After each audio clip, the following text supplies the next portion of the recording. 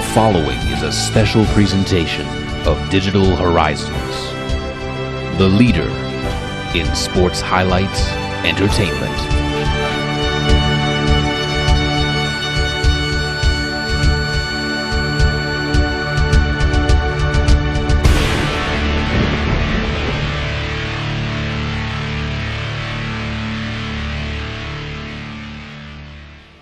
Come on, fans, let's hear it for her. Come on.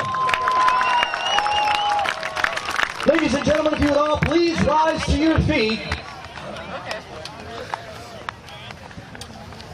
as Miss McConville sings our national anthem.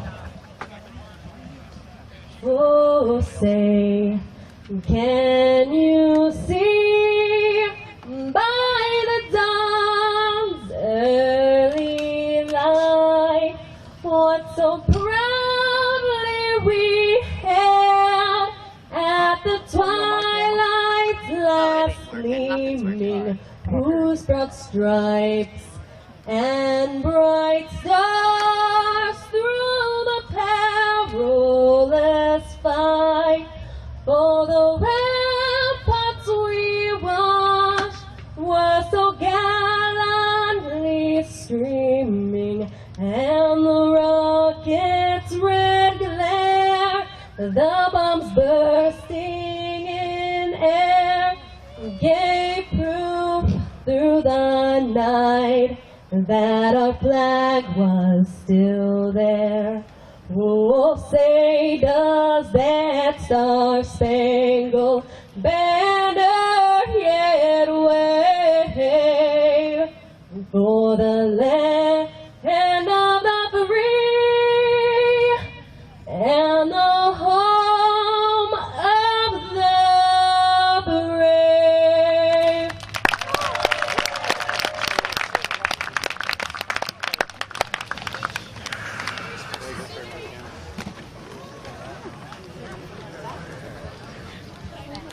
This is our opening attraction. It is scheduled for one fall with a 20-minute time limit. Introducing to you first, making his way around the ring, weighing in at 180 pounds, Balls Hot Troy Lawrence. You just could not wait, Barnes. With a tremendous night here. The weather's beautiful here as we set to early evening. Great fundraiser here for the local fire department, for the whole city to benefit from IWC action. They have to bring a damper on this whole thing, but someone who's had a damper put on them recently, Balls Hot Troy Lawrence, lost the Super Indy Championship at Super Indy 6 and has had a rough time getting back into contention. And what better way to get into contention than face the guy that he's facing right now? Lawrence was defeated by the good guy Azrael a couple weeks ago at Summer Sizzler 3. Cost him some major momentum and a few spots in the IWC Super Indy rankings. Well, you know, you got to get your way back up those rankings, and if you're going to take a bite, take a big one. And this is one hell of a big bite as far as I'm concerned. A Rottweiler-sized bite. Oh, nice, Joe. And ladies and gentlemen, his opponent, making his way towards the ring, weighing in at 198 pounds, Reyes is announced at 198, but for my money, that's at the very least 200+ pounds of solid muscle packed into that frame. And Reyes also had a championship heartbreak at Super Indy 6. He was defeated for the heavyweight championship, and one of the biggest ruses in recent memory in IWC, Dennis Gregory, used the loyalty he possessed with promoter Norm Connors, the friendship, to his advantage. We found the alliance that Dennis Gregory had with Brent Albright, and later on found so much more about Dennis Gregory's dealings. And as a result, Ricky Reyes is on the outside looking in, but Reyes has made it known that this new apparently unholy alliance, this Dennis Gregory-led unholy alliance, is not going to run roughshod if Ricky Reyes has anything to say about it. And, yeah, I've talked at length about my feelings about that entire situation. But Ricky Reyes can't think about that now. As much as he got screwed over, right now he has to deal with Balls Hot Troy Lord in the ring right now. It was Dennis Gregory that convinced Norm Connors that all the other title contenders were Norm's enemies. But in reality, it was Denny himself. Denny brought back in the Unholy Alliance right under the nose of promoter Norm Connors, HENTAI, Sebastian Dark, Stephen Coulter, both of whom were fired last year. Add to that, a new recruit, fabulous John McChesney, has been very bitter in recent times. And they've said the Unholy Alliance will be back en masse August 4th at No Excuses 3. Really, Farnsworth, that can only mean one guy. There's only one missing piece to the puzzle. Very true. Recover, attempt to, and no. He whose name shall not be spoken. Well, he's had a very storied history in IWC, both beloved and despised. And if he comes back into this company, into this locker room, I'm just not sure how that's going to be taken by the fans, by the roster, by anybody. But we'll cross that bridge when we come to it. As right now, Troy Lord's charging against Ricky Reyes. These two men have met before when both men actually were champions. Lords narrowly was defeated by Reyes in a defense of Reyes' heavyweight championship. Lords has proven he can compete on any level for any championship. And certainly, if Lords can defeat Reyes here, he's right back in top contention. Cover and no. Lords has shown time and time again, regardless of who he's stepping in the ring with, he is willing to up his game. He is willing to take it to whoever is on the other side of that squared circle, to use one of my favorite cliches. And Reyes is no different. Probably pound for pound, easily one, possibly the best athlete we have as far as weight, ability, styles, knowledge, just training in general. And Troy Lords has no problem stepping into the ring and saying, I can beat this guy, watch me do it. Reyes beginning to attempt to break down Troy Lords. You saw Reyes open up with those series of strikes a moment ago. When Reyes can get the matchup into a striking game, he's really at his element. Look at his trainers and mentors in his career. Low-key, Homicide, guys that can really go about any style, but made their reputation on their ruthless, aggressive strikes in that ring. They hit, and they hit hard. And Troy Lords might be finding that out. Check out the power of Reyes, but Lords able to counter the slam attempt into a DDT. Both men are down. Your referee is CJ Sensation in this contest as he begins the obligatory 10 count.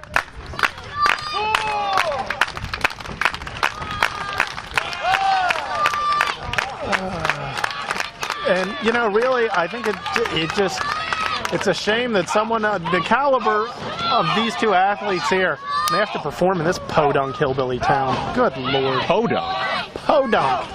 I stopped to fill up the Z, and they told me it'd be $30 or 2 chickens.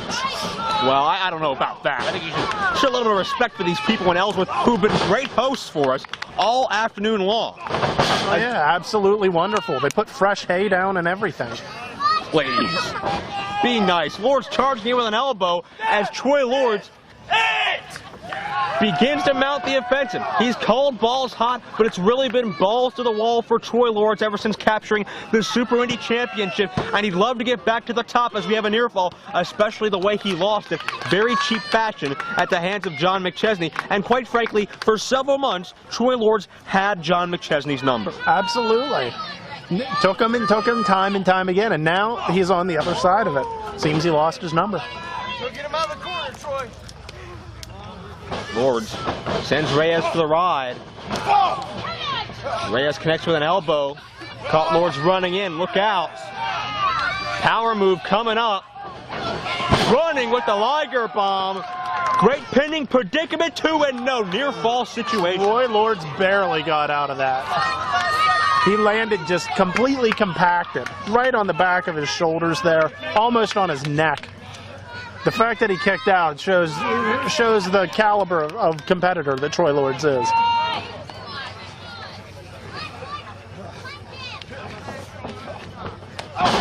Lords with a spinning heel kick connects. 5 minutes gone by, 5 minutes.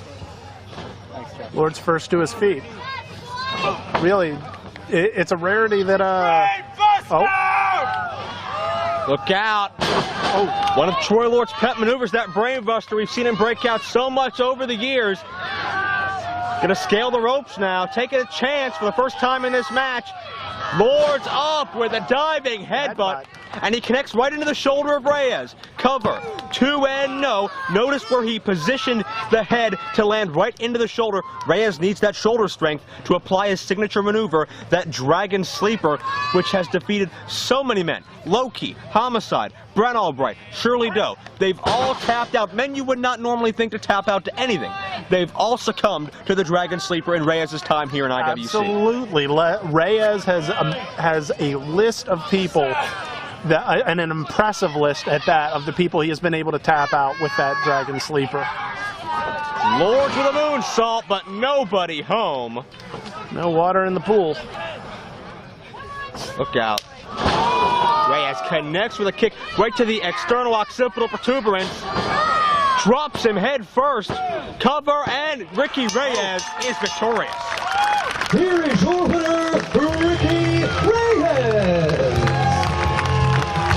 Reyes got an impressive victory. There was a nice come from behind almost victory. He was on his way out and pulled it out against Troy Lords, an impressive competitor. Very true. Ricky Reyes sends a message to this apparent newfound unholy alliance.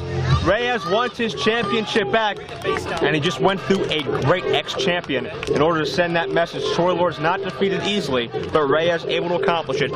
Here this afternoon is set in the evening at the Ellsworth BaseBrawl. Gentlemen, the following tag team attraction is an intergender match scheduled for 1 fall with a 20-minute time limit. Introducing to you first, team number 1 at a total combined weight of 388 pounds, the team of Osirus and Payne. The next level, Ernie, Osirus, and Sugarfoot Payne are students of the Ring of Honor training school. They've been mentored and trained by men such as Austin Aries and the American Dragon Bryan Danielson. But it seems one thing they were not taught too well on is respect. They disrespected one of IWC's preeminent members of the locker room, love him or hate him, that being HENTAI, just a few weeks ago, and they paid the price for it. And if there's anyone in the locker room who's going to teach respect, it's HENTAI.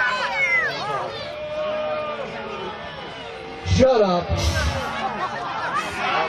The last time we were in an IWC ring, shut up. The last time we were in an IWC ring, we had disrespected by an IWC veteran. So except for HENTAI, tonight we're coming for you, we're coming for the Haze, and we're going to beat you 1, 2, 3. Well, at least they covered counting in the ROH school. Well, it's easier. Their opponents, introducing to you first, weighing in at 175 pounds, HENTAI, and his tag team partner, let's hear it for Daizee. Just let me tell you what this is. This is a head game. This is HENTAI saying, I don't need a partner. I can kill both of you whenever I want. And just to show you the disrespect that you've shown me, my partner is going to be a woman, so that you have to get beat by a member of the weaker sex. Very interesting analysis and theory in this very unique match situation. There may be a little bit more underneath the surface, maybe a little bit more than meets the eye. And what is Osirus doing? Getting a little frisky. I'm not sure. You know, of all the people, I wouldn't try and get frisky with Daizee Haze. I've seen her throw down. Very true. And she is, we know her best as DeeeLicious' personal interpreter throughout 2006. But make no mistake about it, she's a very accomplished wrestler. She's not just a manager, she's not just eye candy, whatever you want to call her. She can do some serious damage in that ring. Absolutely. I've seen DVD upon DVD of her abilities. And while there is a certain level of head game with that HENTAI is playing here, it's still a great choice. If you're going to pick a girl, that's a great girl to pick. That's right. We saw Daizee Haze in an IWC ring once before. I believe she was teaming with Chris Hero to take on Glenn Spector and Sumi Sakai as the bell sounds were underway. Interesting story I've been able to uncover regarding the connection between Hentai and Daizee Haze, it seems Daizee Haze was not Hentai's first choice to be his tag team partner. True. It seems that Hentai actually made a phone call to DeeeLicious. Hentai and DeeeLicious apparently met each other training under Dory Funk Jr. some years ago, and actually formed a bit of a friendship, and perhaps maybe even influenced one another in their perhaps appearance, perhaps their ring style. And when Hentai called DeeeLicious apparently to appear here to be his tag team partner, DeeeLicious had a prior engagement, but he offered Daizee Haze's services instead. Did you know, Joe, that Hentai actually met DeeeLicious at Dory Funk's training camp? Did you want to say that? I did say that. Thank you very much. Promoter North Connors chiming in here as Hentai takes control of Sugarfoot Alex Payne. Not exactly sure why he's called Sugarfoot, but I don't think he knows either. Well, wouldn't you have loved to have heard that phone call? Hey, DeeeLicious, how you doing? Yeah, I want to know how Hentai found out that Daizee Haze was being on. Well, I guess that's why she's there. She's an interpreter, but by any event, collar and elbow tie-up centering. Hentai definitely going to have the experience advantage here. Some 8-9-year pro, really becoming into somewhat of legendary status in this area, and that's something you don't do. Yeah.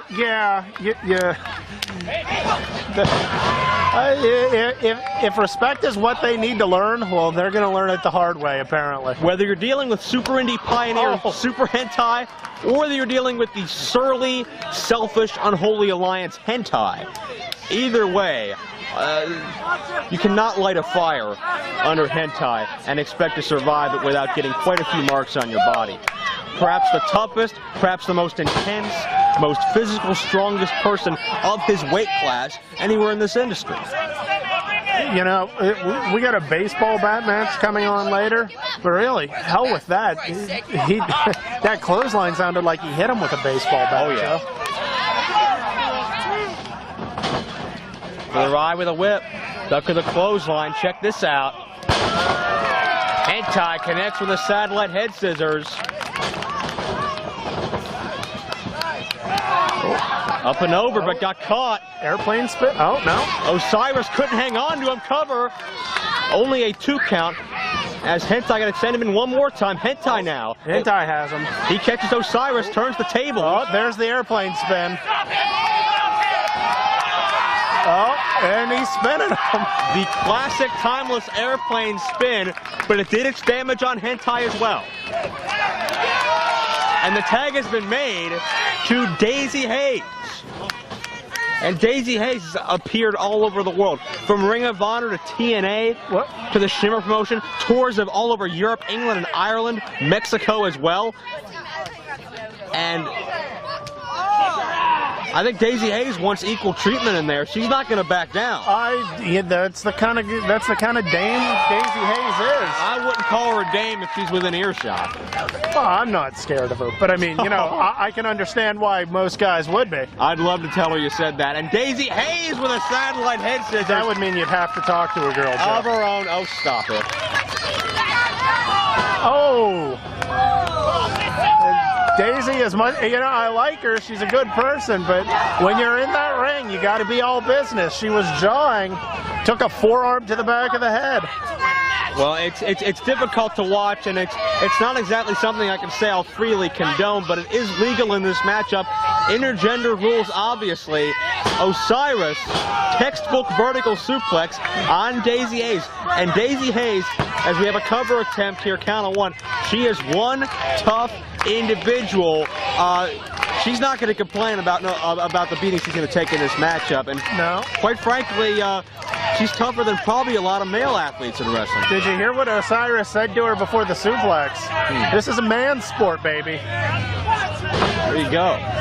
As Alex Payne tagged in, both of these Ring of Honor graduates, Osirus and Payne, only have about a year and a half of ring time.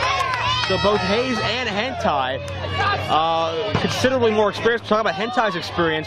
Haze started training about 5 years or so ago, so she is quickly becoming a young veteran herself, and she just got sent face first into Osirus's boot.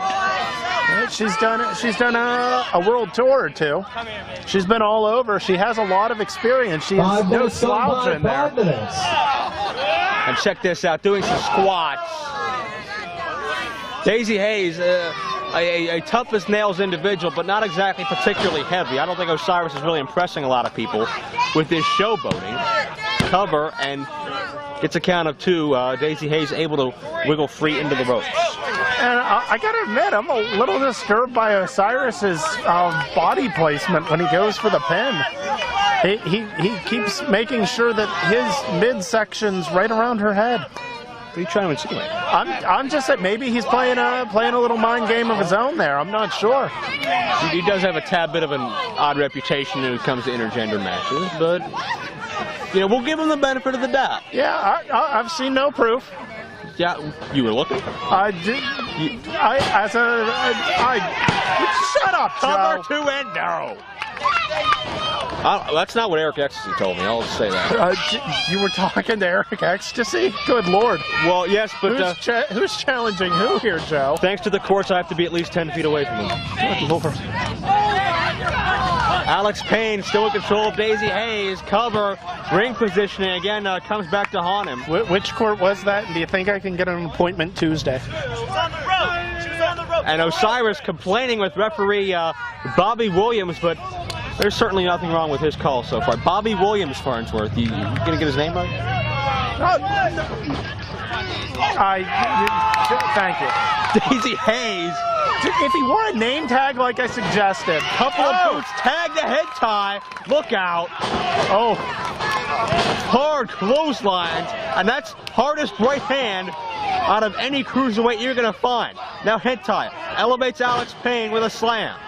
Hell, that's one of the harder right hands you'll find in a heavyweight game. Hard power slam as well. Cover 2 and no.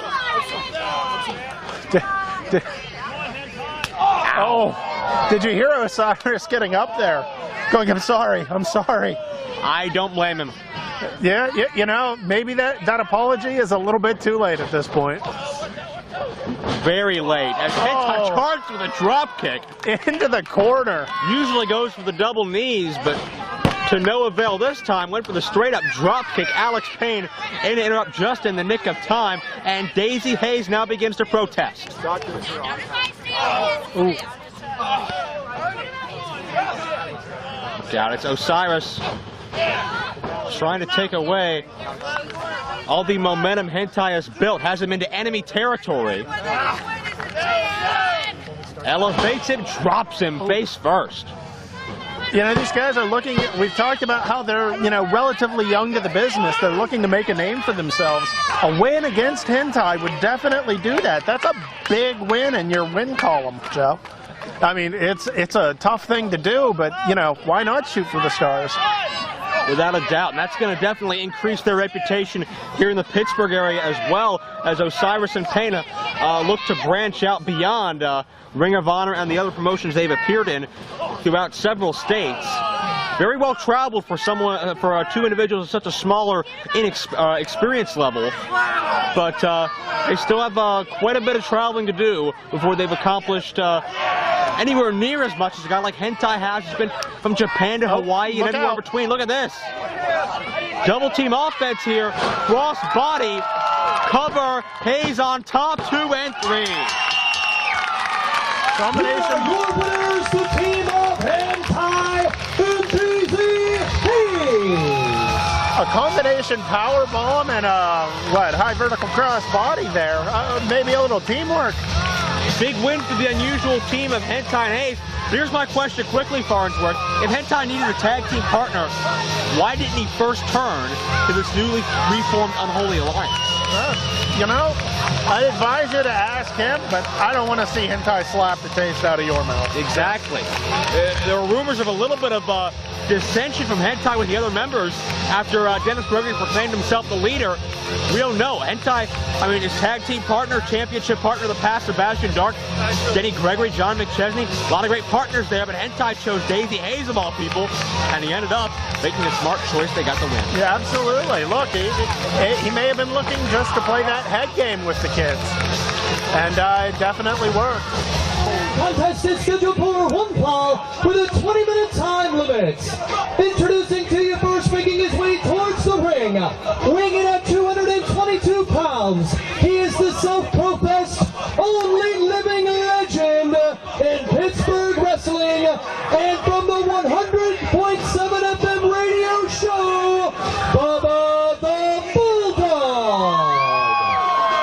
Bubba the Bulldog spent much of the end of 2006 calling out a man that he did help train, that he did help break into professional wrestling back in 1999. None other than 7-time world champion, Olympic gold medalist Kurt Angle, but that challenge as of now still unanswered. You know, I went down to Bubba's restaurant, Ugly. And ladies and gentlemen, here is our opponent. Let's let Chuck A talk. bona fide legend, weighing in at 248 pounds.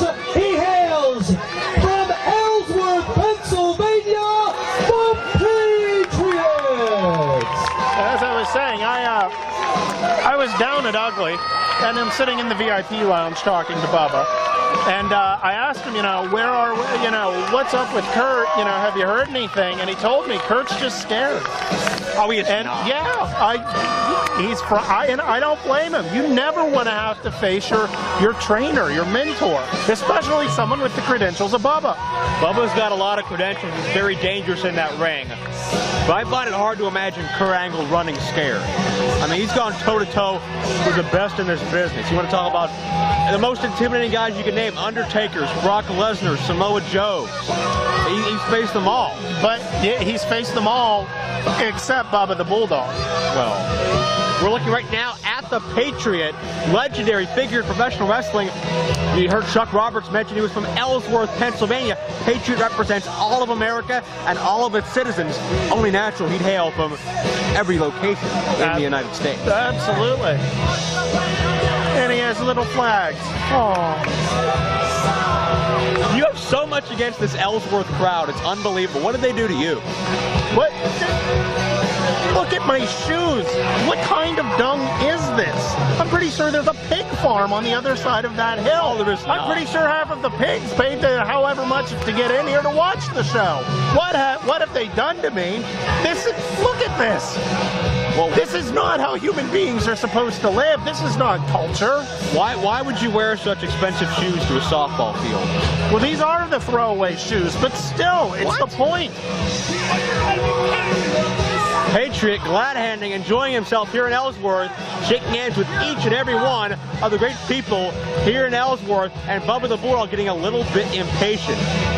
And you know, the last time I saw the Patriot was a couple years ago. He still looks in great shape. Shut up, Joe. Hang on a second. Hey, listen. First of all of you shut up. Tell him, Bubba. I've got important things to say. You know something? What is this, a fundraiser for the Ellsworth Volunteer Fire Department? I saw you playing softball earlier. No wonder the whole town burns down. It takes you so long to get out of the freaking buffet that all the houses are crispy. But about my opponent, shut up, kid. By the way, all of your children need baths. They do. Here's the deal, Patriot. They've got pictures of you. They've got signs. Legend. You know something? I'll be honest with you. I'm born and raised in America, but if you're what it's all about, it can go to hell. Oh, come on. So the bottom line is this. Ellsworth, Pennsylvania, you're about to see Bubba the Bulldog destroy the Patriot. Now we're going to hear from the man that represents all of America, the Patriot. Bubba, I got one thing to say, brother. USA! USA! USA! USA! USA! USA! USA! USA! Ellsworth rules! You know, these fans need to show Bubba a little more respect. After what he said about them? Are you kidding me? Well, had they shown the proper respect, he wouldn't have had to give him the potty mouth. Now would he? I think Bubba deserves a lot of respect for his accomplishments in this business. Amen. Let's leave it at that. For his longevity. And for his track record as well. But as far as personal relations with others, not so much. so short-sighted, Joe. Well, let's talk about Bubba the Bulldog a little bit. What he's done in the past in IWC speaks for itself. He ran the franchise Shane Douglas out of the International Wrestling Cartel. Amen. He pretty much ended the career of Jimmy Vegas, who was never the same after he separated ties with Bubba the Bulldog. And did it soundly. And not only that, he ended the wrestling career in 2003 of Kurt Angle's brother, Eric Angle, who's not been in a ring anywhere since. Hey, you could view him as the Angle Killer. You very well could, and Bubba wants to make it 2 for 2. Who knows if he'll ever get the opportunity.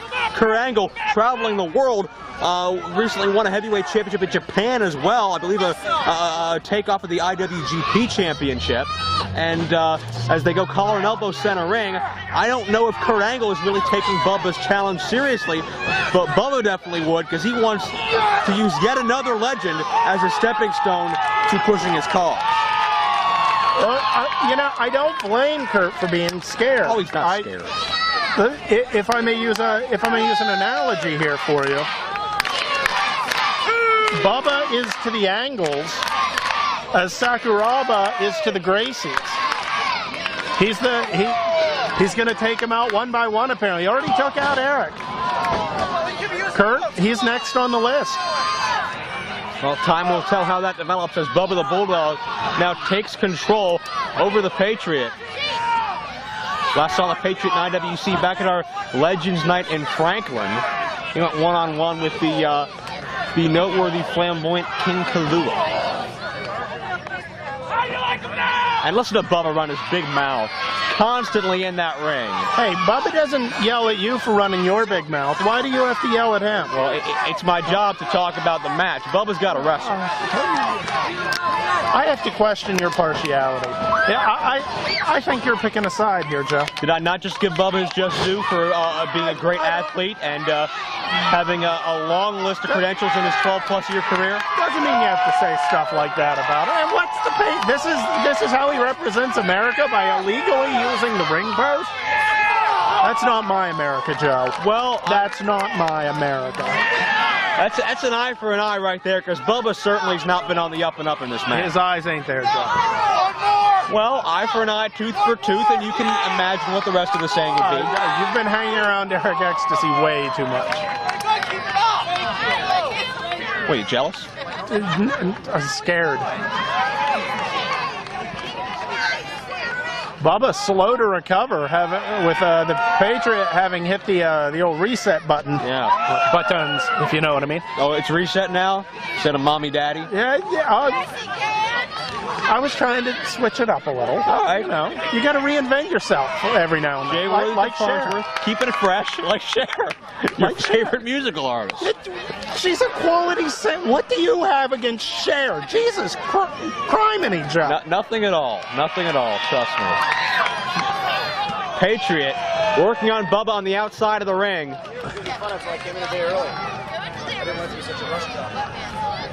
Referee laying in the count. Looked like Bubba got his head bounced off one of the chairs there in the audience. And what is Stephen Coulter doing? Why is he not counting the Patriot and Bubba out? Now, you being one that's endorsed Stephen Coulter for over a year now, ever since I absolutely am, and I'm gonna call it when he's not doing his job, because I'm impartial. And right now he should be counting them out instead of trying to talk him out of squirting him with a water gun. You liked him ever since you found out he could be bribed. I refuse to comment on such slanderous remarks. Good. My lawyers may be looking into that one. Oh, Joe. What is this? That's a pool toy? A balloon? I believe it's a balloon that he is currently choking Bubba the Bulldog with. Well, that's not right. And Bubba takes another hard spill on the outside. I got to admit, I do have one eye on Stephen Coulter throughout this entire match. He's not proven to me by any stretch of the imagination he can bring integrity and dignity back to those stripes at all.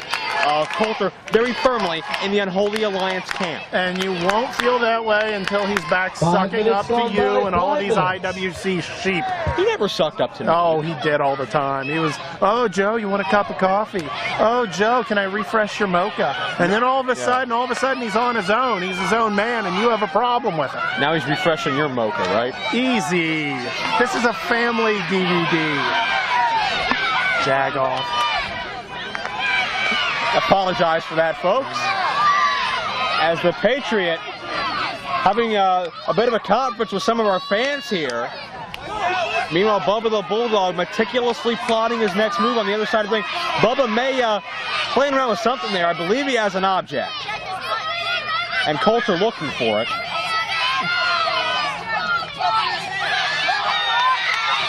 He's hiding that object in his pocket. I have not seen an object. They just checked. There was no object. Oh, please. Is sleight of hand that easy to fool you? Yeah, where is this? What object is it? If you're seeing an object, tell me what it is. Is it a knife?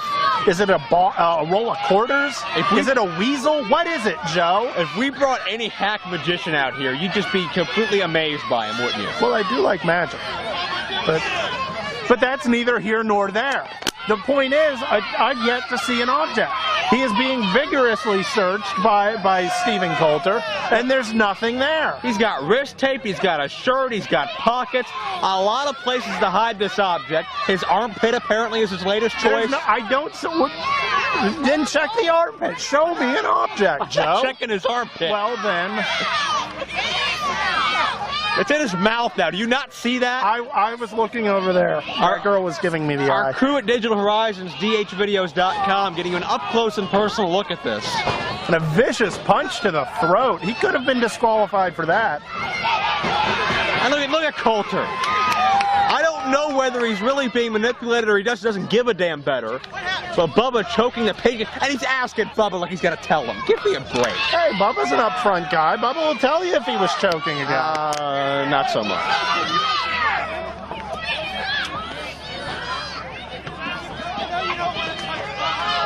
Bubba's still in control. And just choking away at the Patriot. Well, it's not illegal until they hit the 5 count. Well, yeah, and Coulter's not even attempting a 5 count. Well, that's because these stupid fans are drawing with him. It's easy to get distracted. Yeah, that's the big kick.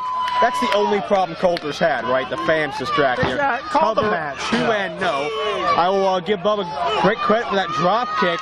A veteran like him does not leave his feet very often, but he did in this instance. That was a great-looking kick.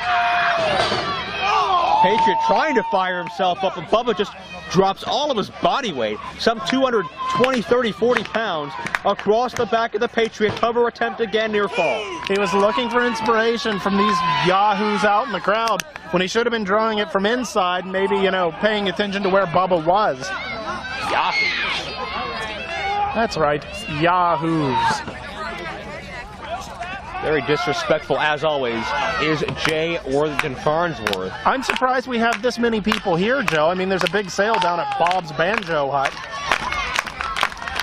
Will you stop? I'm just speaking the truth. If you have a problem with it, I'd say the problem is with you. I think you have a problem with the city of Ellsworth, and I hope the city of Ellsworth takes it up with you before you can get out of town. I wouldn't say this is a city. I mean, a village. Check out the Patriot here, feeding off of the energy from these fans. Back up to his feet. A hunting camp, maybe? Catches the boot. Patriot one step ahead of Bubba the Bulldog. Look out. Check this out. The Uncle Slam by the Patriot. The Uncle Slam connects, and he just beat Bubba the Bulldog. The winner of this bout. And look, the Patriot has an object.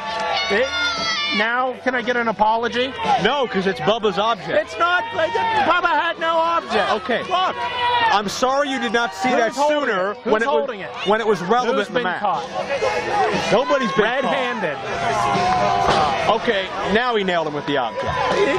But it's after the match. Stephen Coulter should reverse this decision. Well, maybe he should, maybe he shouldn't, but You know what? Bubba had it coming.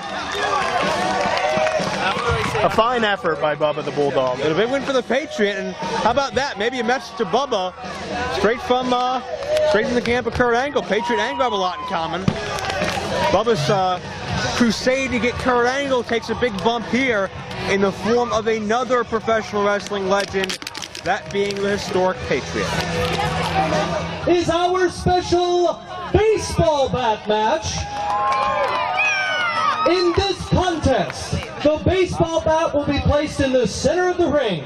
Prior to the start, both contestants will be in their corners. We will start a countdown from 10. When we hit 0, the bell will ring, and the first person to grab the baseball bat may use it however they wish. This contest will be for the IWC Super Indy Championship.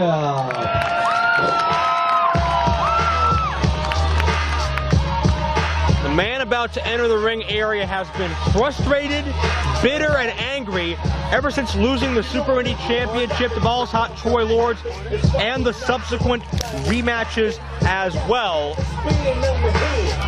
Introducing to you first, making his way towards the ring, weighing in at 200 pounds, he is the 4-time IWC Super Indy Champion, Fabulous John McChesney. McChesney showed his true colors and his disdain for how his career has gone in recent months when he accepted an invitation from Dennis Gregory to join his newly formed Unholy Alliance that Gregory now apparently leads, and John McChesney seems to be right at home with those individuals. Are we sure that he is the leader?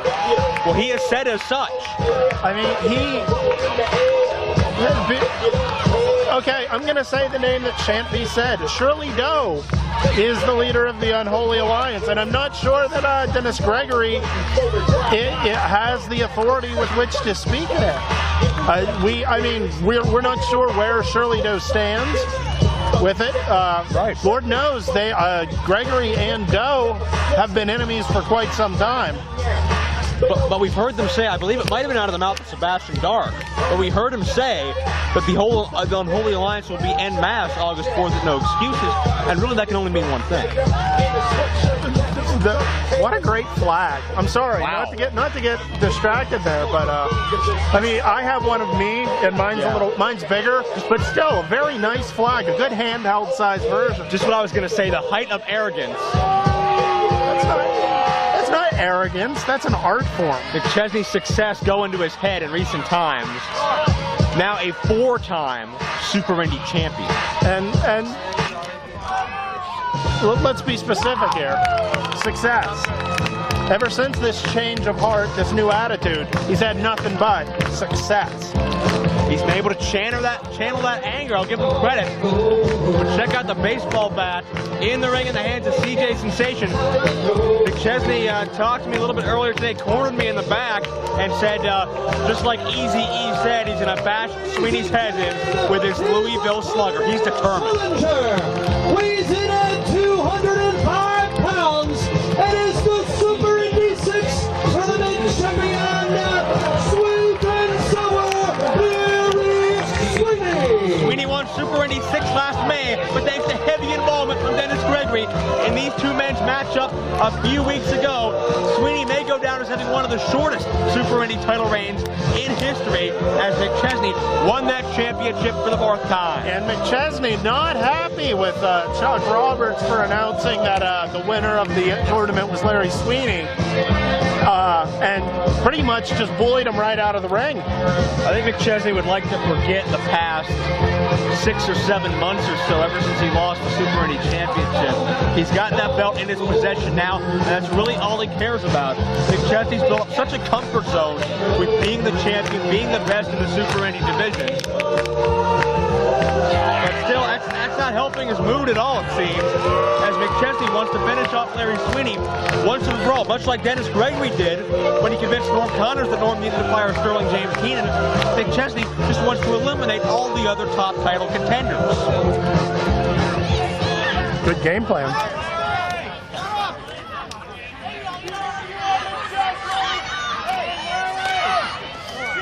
Sweeney one time held that ICWA Texarkana television title around IWC ring so proudly, but definitely reached another level when he captured the Super Indy Championship last May. What a career night for him it was. He went through Black Machismo, Jay Lethal, he went through Azrael, and he went through Shiima Xion in the finals. 3 men who are known and have traveled the world over, and Sweeney survived all 3 of them in just one night. Not just survived, but excelled.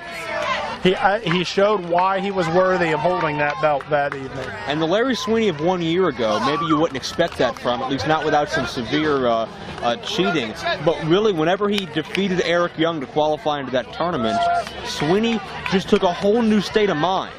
All the shenanigans was gone, the flamboyance was gone, the showboating was gone, and Sweeney became focused on one thing, and that's that prize that John McChesney now wears around his waist, the Super Indy title, and it paid off for him.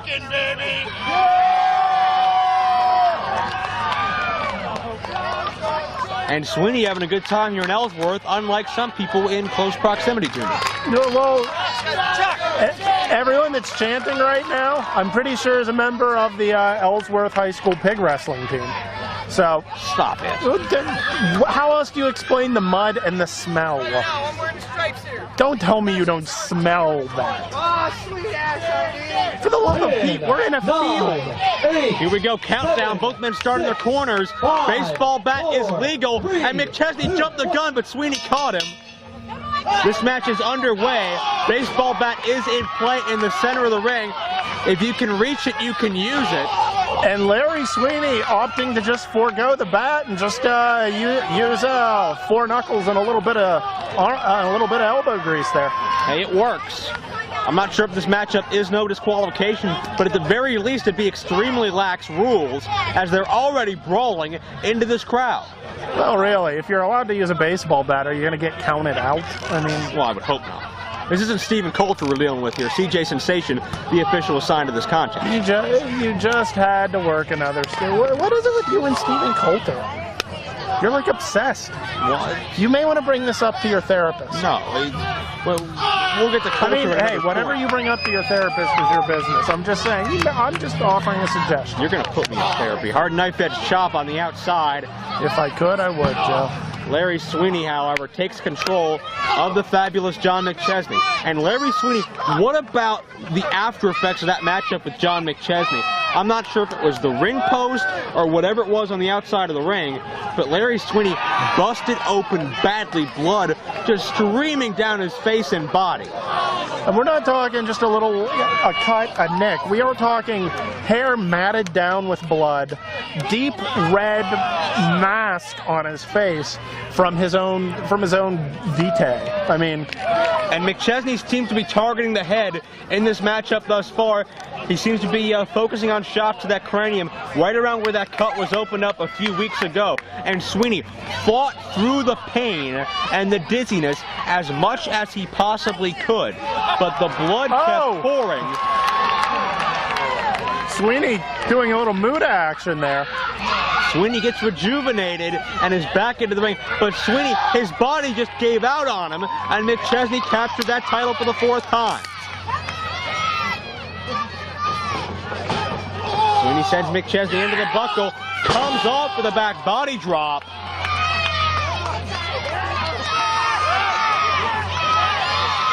Great maneuver by Sweeney, but he's slow to follow through, but that might not matter. He's got an equalizer. And McChesney, he doesn't see it coming. He does not. The Louisville Slugger in his hands, and you could see the force Sweeney was swinging with. The way that bat bounced off of the top ring cable, McChesney was able to duck, and Sweeney's back on the outside. Courtesy of a thumb to the eye, which a good move on behalf of John McChesney. You're not going to be able to hit anyone with a bat, with a fist, with anything if you can't see him. Or at least you're not going to be able to hit him well.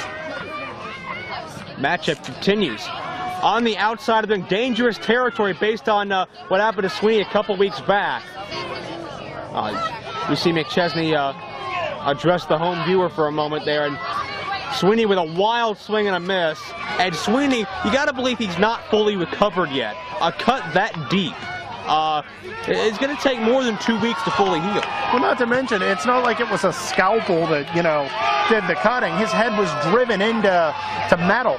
Right. There's bruising, there's contusion, there's a lot that needs to heal there. It's not just a cut. But potentially a mild concussion, if not worse. Possibly.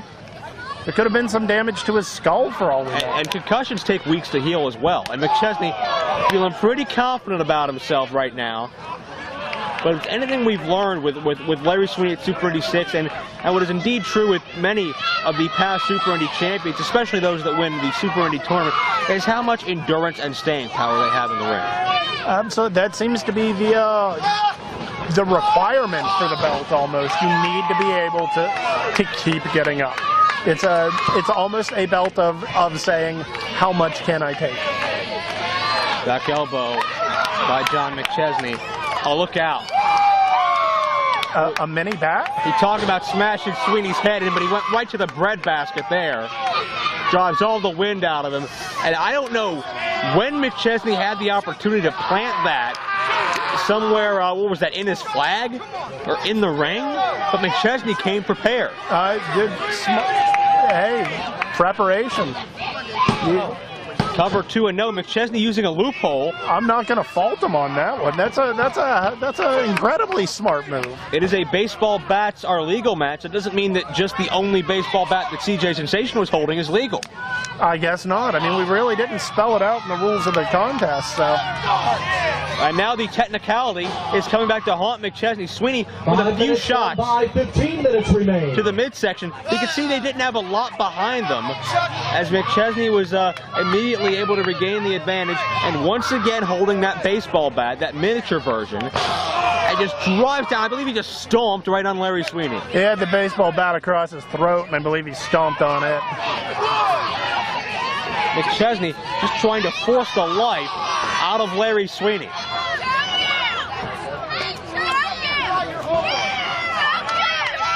McChesney getting a little distracted by our ringside fans, but he has the situation very well in hand right now. And if McChesney can continue to use the baseball bat this expertly, this may be one of his easiest Super Indy title matches to date. I am surprised that McChesney was even able to understand what those fans were saying with the combined number of teeth they're missing. For the love of Pete, it's simple dentistry. It's been around for years. Seriously, you know, maybe I'll dip into my own fun, buy everyone here a toothbrush and a bar of soap.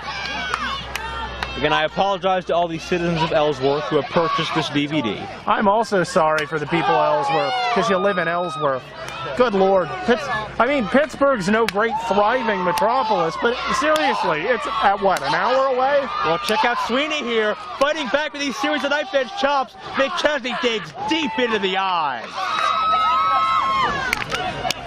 Sweeney was mounting an offense there. It seems like he was on his way to a comeback. But McChesney again with that bat right to the throat. And how hard is it going to be for Larry Sweeney to breathe right now? Right now he's choking up. He can't see where he's at. He took a good shot to the throat. Cover 2 and no. McChesney now going to slowly, methodically wear away at sweet and sour Larry Sweeney with that reverse chin lock. Would you say sweet and sour is looking more sweet or sour right now? Well, I think he's looking in a very rough situation right now. It's not about sweet, it's not about sour. It's about survival right now for Larry Sweeney. Good alliteration. Beautiful standing drop kick, and notice where he hit him right around the head. And look at the smile on Fabulous's face. Oh, he's proud of himself right now. Sweeney out on his feet, got him a second time. A lot more luster behind it, but when Sweeney's had the amount of head damage he has in recent weeks, it's not going to take a lot to affect that. No, but look at the scowl. I'd say sour. Look at the scowl on Larry Sweeney's face right now. Fans chanting for Sweeney, who's digging down deep here. Third drop kick. McChesney just got swatted away. The straps are coming down, Joe. McChesney! Look out. Oh, duck to the right. Sweeney measures him. Second time. Can Sweeney build some momentum here, blocking McChesney's attempts?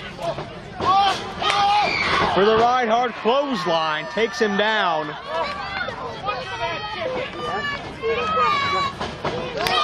Look out for the ride. Big elbow. One to the elbow to the top of that, and Sweeney's got the Louisville Slugger. Solid wood. McChesney does not see it. It's legal to use. Saw an opening right in the midsection. Charges in right down across the back as well. Use the bat to drive him down into the mat. Look out here. Fisherman suplex, beautifully done. Fingers are locked, but McChesney still escapes in the nick of time. I think Sweeney is surprised that wasn't enough to put away McChesney. But regardless of your personal opinions of his recent career choices, you got to remember what kind of a competitor John McChesney is. Oh, Luthes pressed by Sweeney. Muscles him down, hammering away. And just like that in the past 5 minutes, a complete 180 for John McChesney, who is now certainly on the defensive. Charging in, McChesney sidesteps and drills both feet right into that head again. Springboard drop kick connects for the third or fourth drop kick we've seen from him in the past several minutes, and a near fall. His escape there was a great lesson in economy of motion. The minimum amount of movement he needed to both get out of the way and then kick John McChesney kick Sweet and Sour right in the head. Check this out. McChesney's got that bat again. Doesn't see Sweeney. Drills him with a boot. Sweeney going for the bat. Wait, McChesney. Roll up. Look out. Cover. He got three. McChesney stole it.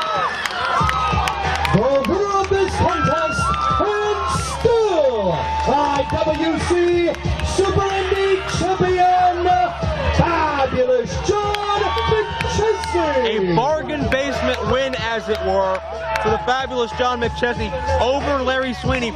It looked for a time Sweeney may be on his way to his second Super Indy title reign right here in Ellsworth. But McChesney saw Sweeney turn his back momentarily, took advantage of it, and got a very, very cheap roll-up plate full of the tights, which is, of course, illegal. Oh! If that was a bargain basement win, well, this is a bargain basement town, so it was only appropriate. Doesn't matter how you win, matters that you win. Oh, no. McChesney with a beat down after this match. Side Russian leg sweep with the bat to the throat. Sweeney may have some very severe damage. Promoter Norm Connors trying to restore order here.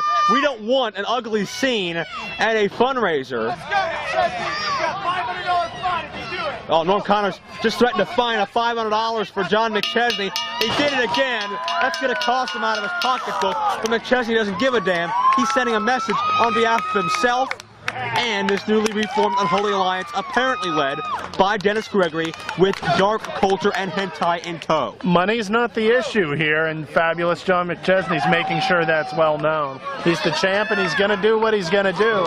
And I guess what he's saying is if there's a price to be paid, champ will pay it. Absolutely true. John McChesney with a cheap win, but a win nonetheless. Still the Super. Introducing to you first, making his way towards the ring, and escorted by Sebastian Dark, weighing at 240 pounds, hailing from Tulsa, Oklahoma, Shooter Brent Albright. Brent Albright is one of the most dangerous men in professional wrestling alone, but look who he has with him, bastard son of 1,000 corpses, Sebastian Dark. It seems that Albright is an unofficial, or maybe he is an official member of the Unholy Alliance after Albright helped Dennis Gregory win the IWC title at Super Indy. Albright was not at our last show for the reformation of the Alliance, but he seems firmly entrenched in their good graces right now. He's from the Iron City. It's J.K. Sterling James Keenan. And tonight, ladies and gentlemen, you witnessed the death of Sterling James Keenan. Joined by Sebastian Dark. Not for long, I'm going away. Oh, thank God. Our 2-year ban on Sebastian Dark on commentary has come to a momentary end. But SJK and Brent Albright, obviously a lot of personal feelings between them. Sterling James Keenan had that road to the title where he had to beat every top contender to get a shot at the gold. Brent Albright was the final step, and Gregory and Albright screwed him, or rather, Gregory and Albright screwed Sterling out of that opportunity, and it's Sterling and Sebastian Dark going at it on the outside. This is no disqualification, keep in mind. Sterling knows that he's outmanned, outgunned in this matchup because there's no way referee Bobby Williams can keep Sebastian Dark or any other Alliance members that want to come out here from getting involved. Look out here, right back in our merchandise area, and Sterling tosses Albright into our DVDs, into our DVD sellers, and immediately choking with his t-shirt. As this matchup wastes no time getting personal. We mentioned the brawl between the two after the good-natured softball game. They could not cast their personal feelings aside for the good of the city of Ellsworth, and it's carrying over here into our live event. I don't know that they're, you say good-natured, but I mean, really, as long as these two were in it, there was a certain degree of animosity. They were on each other the entire game verbally. And Sebastian Dark apparently making this a 2-on-1 match. Cheap shot to sway the tide into the favor of Albright. It seems Dark only interjecting himself when Albright needs it. And these are two of the best wrestlers in IWC, but it's not about wrestling right now. It's about this personal score, as Sterling James Keenan can blame Brent Albright directly. He was under the direction of Dennis Gregory. Security guy. But can blame Brent Albright directly for the reason Sterling never had that opportunity at the IWC title, and was really for a couple months actually fired after Gregory convinced Norm Connors that it was Sterling bringing back the Unholy Alliance instead of Gregory himself. And Sterling didn't view this as business. He and rightfully is taking this personally. He said, as much as I want the title, I've been here trying to get the title, I'm willing to forego the title to get my hands on Albright. And that's what we're seeing right now, the Ellsworth Street Brawl. More like Ellsworth Dirt Road Brawl, but still. Well, we apologize.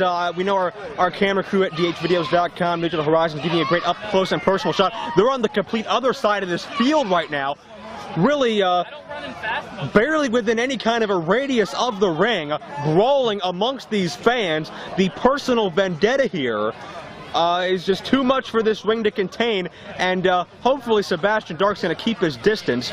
But that is very wishful thinking when you're dealing with a man with the type of morals that Sebastian Dark does. We got a chair.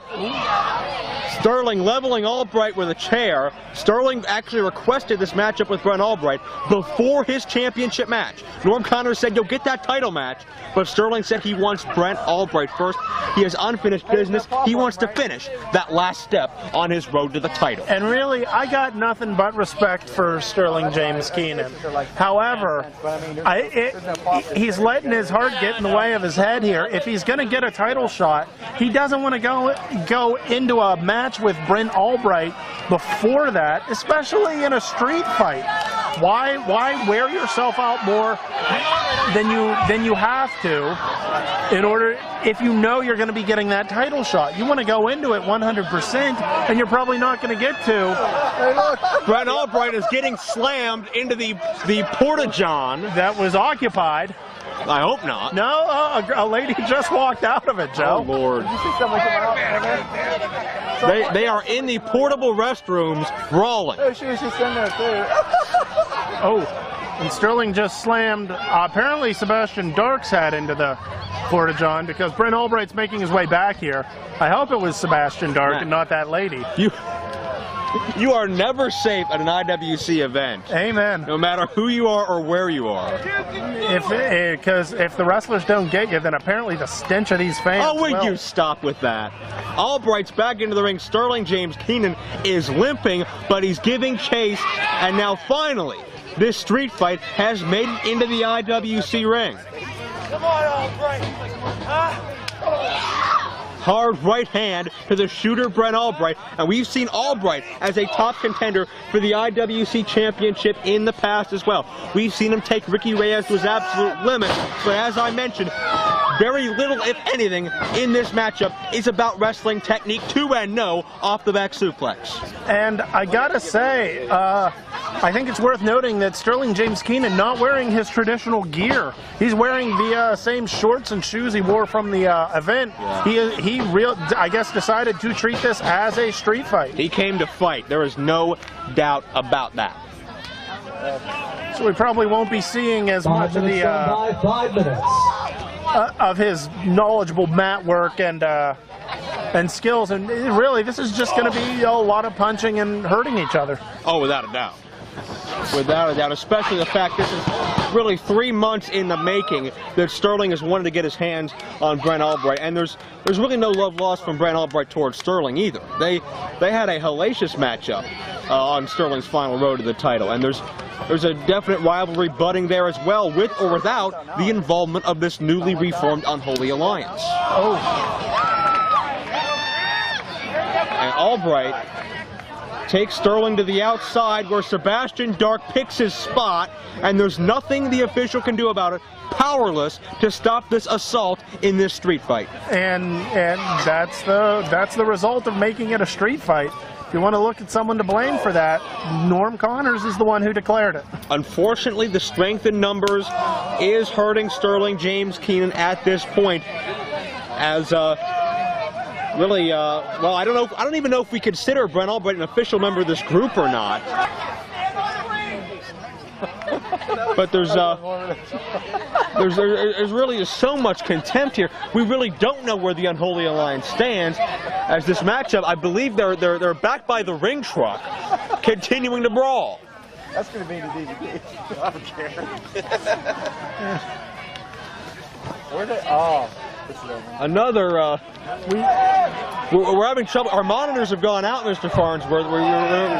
We can't really get a good shot of this. We don't have the view that Marcus with Digital Horizons Brent has. Albright just speared Sterling James Keenan into the side of the ring truck. Oh. I don't know. Good question. Wait a minute. Let me go check. He's going over. And our eye in the our field reporter Norm Connors. Plus, we got Marcus standing on the ring, I hear. Finding out what's going on. We'll await the report. Until then, here's Joe with the weather. Oh wait, we got an update. Brent Albright just put Sterling James Keenan under the tire of the truck. Oh God! What is he doing? Who has the keys? Brent. Well, hopefully not Brent Albright. Oh. So in the ignition, he's getting into the truck. Albright's getting into the damn rental truck. He is going to end Sterling's career. Remember what Gregory? He's going to end his life. Gregory wanted to forcibly take away all potential title competition. That's why he got Sterling fired. If he couldn't end his career, he's going to end his damn life. So, seriously, this is murder. Do not let this happen. Albright is going too far. He's attempting to commit a justifiable homicide. Oh, God. Sterling got himself out of a tight situation there, somehow is still fighting the situation off, despite the 2-on-1 odds, and despite probably just seconds away from having an 18,000-pound truck on him, or however much that would weigh. And Sterling just put Albright's head into the ring post. Did someone turn off the truck? I can't hear if the motor's still idling. I think somebody, maybe one of the ring crew or security, got to it. But best case scenario in that instance would be Sterling's career's ended and probably never walks again. And I've lost track of Sebastian Dark. Check this out. Sterling with a spine buster. Cover 2. And almost a count of 3. Got to regroup for a moment here. What a scary situation that is. I mean, guys brawling around the crowd, but that got deathly serious fast. Well, you know, Albright's compatriot had no problem in stabbing a man to take a title once before. That's just the next progress. 2-0 up the clothesline, and Dark is back at ringside. He's noticeably hurt. Dark can barely walk, but still interjecting himself here, trying to help Brent Albright as Sterling is headed to the top. Not that familiar ground for Sterling, and he got caught. You know, this shows just how much Brent Albright wants it. He was, I'm sure, with a clear head, he probably would have thought this could get me arrested. But he wasn't thinking with a clear head. He just wants to end Sterling's career, and he'll take whatever path he needs to. And he may do it yet. Superplex from the top. Good night. And you got to wonder, is that Brent Albright's doing? Is that Dennis? Done by 10 minutes. Dennis Gregory getting into his ear? Is that Sebastian Dark getting into his ear? We don't really know. But this is a more ruthless and really a more deadly Brent Albright than we saw when he was strictly a single competitor on his own. As he pulls Sterling up, he does not want to end this matchup. He wants to end Sterling's career and take him out of the title picture before he gets to Dennis Gregory. Oh, and just peppering his head with punches. Hey, Ben, come here. And so much power behind them. Albright, about 250 pounds, maybe more, just solid muscle. Oh, T-bone time, overhead suplex. Sterling lands awkwardly. Is Albright going to attempt to end it this time? He attempts but is unsuccessful. Sterling is still able to escape. I gotta say, I'm impressed that this has actually become somewhat of a wrestling match. After the brawl that we just saw, it degenerated into a wrestling match. Brent Albright apparently sticking to what he knows, and what he knows is wrestling. Both these guys took so much out of each other, they're sticking to their instincts now, and Sterling just got a victory almost out of nowhere. Here is your winner, Sterling James Keenan. And you know, if there was a word to describe that win, it was slick. He pulled a move out that apparently Brent Albright either hasn't encountered or wasn't expecting. And Dark just got it right in the face. Dark won another piece of Sterling, and Sterling gave him some. But a very deadly, very over-the-line plan of the newly reformed Unholy Alliance has gone awry. Sterling plays the numbers game and wins, and he defeats Brent Albright in this Ellsworth street fight and Sebastian Dark as well. Sterling is on his way in the very near future to Dennis Gregory and the heavyweight championship shot he so rightfully deserves. This one half of our double main event. It is scheduled for one fall with a 60-minute time limit, and it is for the IWC Championship.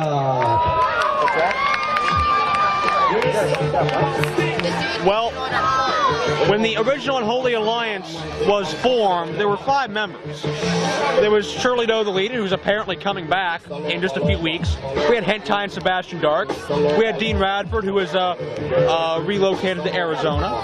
But there was one other member, and one member that really does not seem to be factoring into this new alliance, and that's the opponent of this man, the current leader. Making his way towards the ring, he weighs 222 pounds and is the only 4-time IWC champion, Dennis Gregory.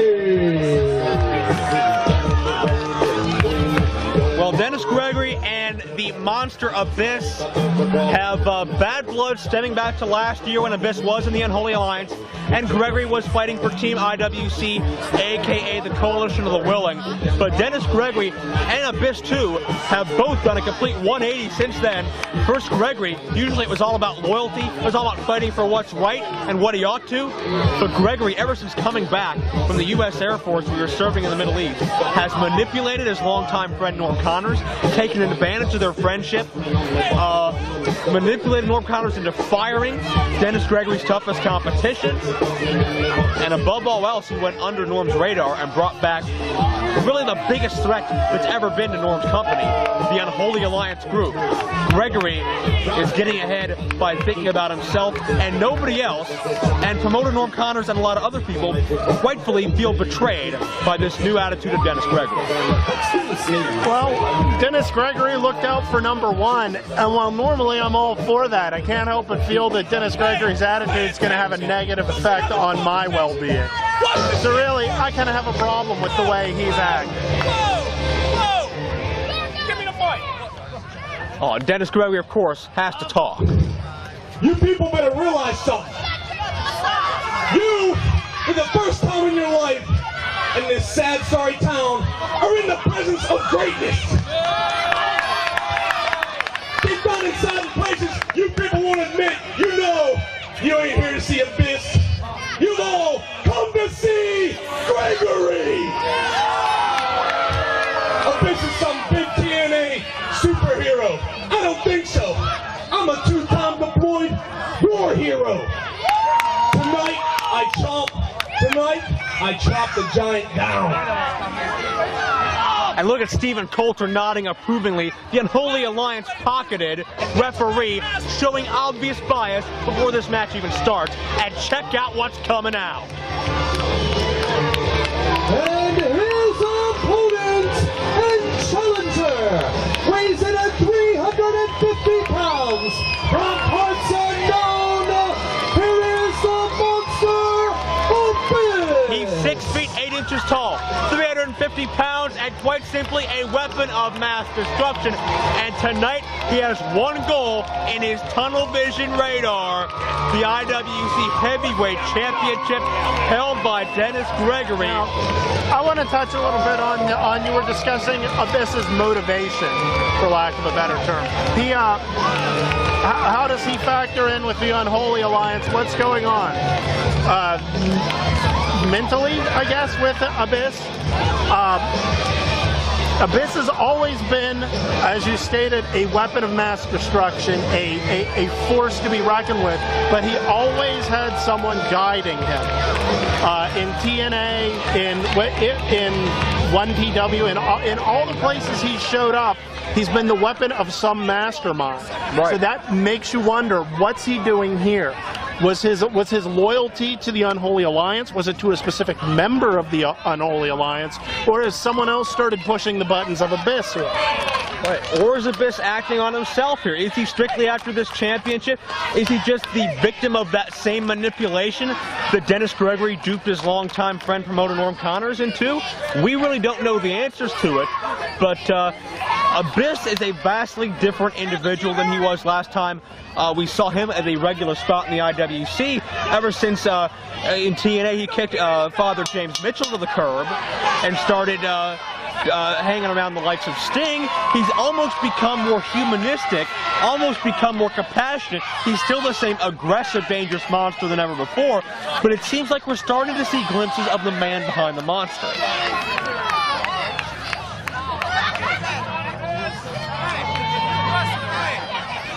I don't know that that's necessarily a good thing, though. Humanism and a monster do not go together.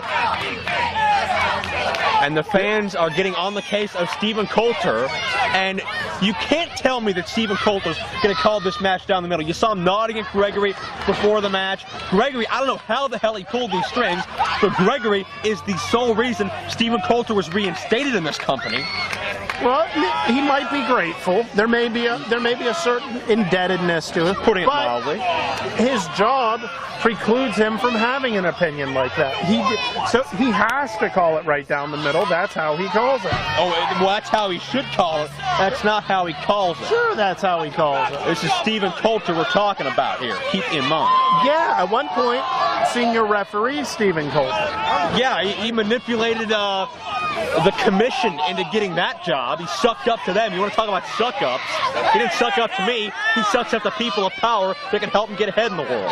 Just because you don't have any power doesn't mean you need to be angry about it, Joe. Photography as the champ is trying to concentrate. Refrain from flash photography. Put the Polaroid down, Joe. Well, Dennis Gregory basically called out Abyss before this match, and now that they're both in the ring, Dennis Gregory is on the outside. He wants no part of this matchup now that it's officially started. Well, as I stated, Abyss is traditionally when you're facing Abyss, you're facing the muscle of Abyss plus the mind of whoever is controlling him. Right now, Dennis Gregory doesn't know who's controlling Abyss. If it's Abyss controlling Abyss, he's never had to face that before. He needs a sort of a feeling out period. He needs to understand just where Abyss is approaching this from. How successful do you think Steven Coulter is going to be in controlling Abyss in this match? Have you ever tried to control a hurricane? Exactly. Coulter and Abyss were at one point on the same side of the fence. They were both in the Unholy Alliance together. But I never exactly saw Abyss hugging or shaking hands or glad-handing with really any of those members. Abyss was always just focused on destruction. Attempted the whip, ill-advised by the four-time and current IWC champion. Couple of ducks by Gregory, cross-body, no chance. Gregory just bounced off of Abyss like he was a brick wall. And Gregory again hightailing it to the outside. And Gregory, it's important to note, is out here alone. Albright and Dark are certainly in no shape to be out here, but we got to ask again, where is HENTAI?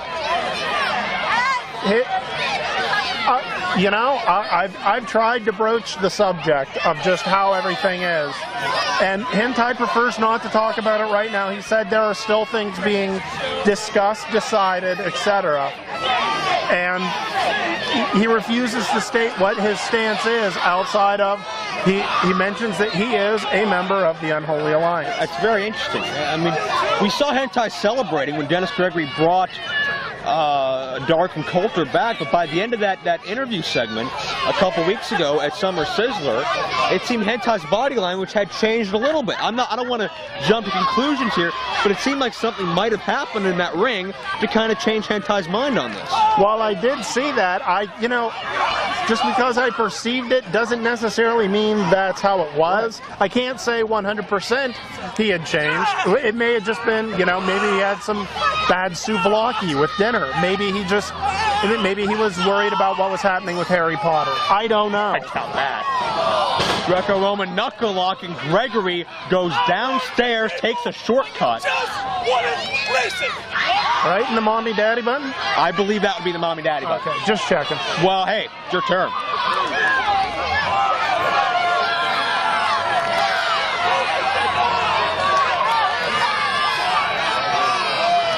And Gregory making a huge mistake by trying to understand what these fans are saying.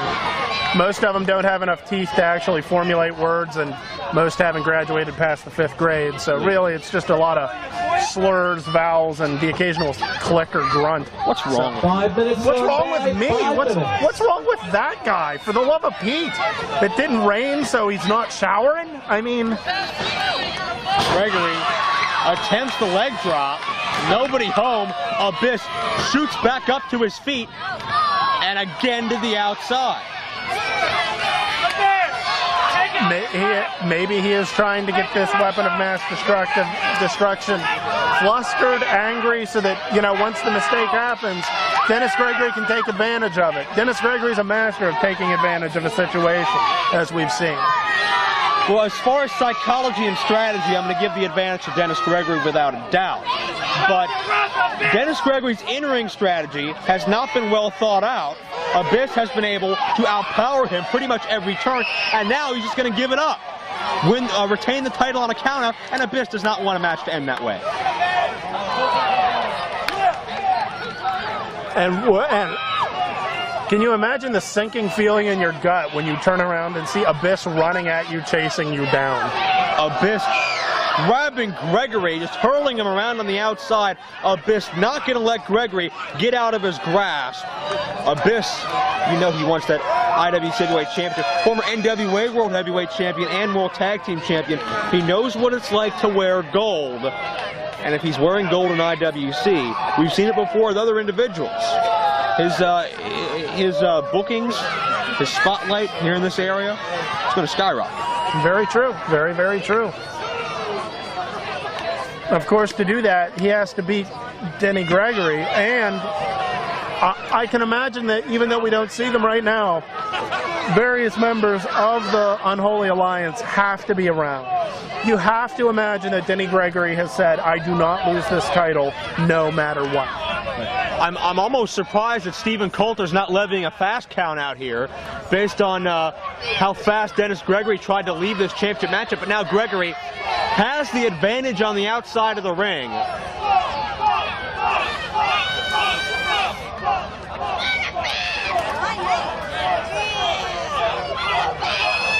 And all these fans seem to be chanting, "Buh." Is that what they're saying? Yeah, well, apparently. I can't understand what these yokels are saying. What a love of Pete. Is Delirious here cheerleading? Now I can figure out what Delirious is saying, and that's saying something. Oh, well, maybe it's Jimmy Jacobs. Abyss sends Gregory back into the ring. Oh, God, Abyss has some weaponry. This will not end well for the reigning champion. And you notice Stephen Coulter warning Abyss, but not getting too close to him while he has that chair. Absolutely right. And Abyss propping that chair into the corner, staple of Abyss's offense. Probably going to look to drive Dennis Gregory head first right into it.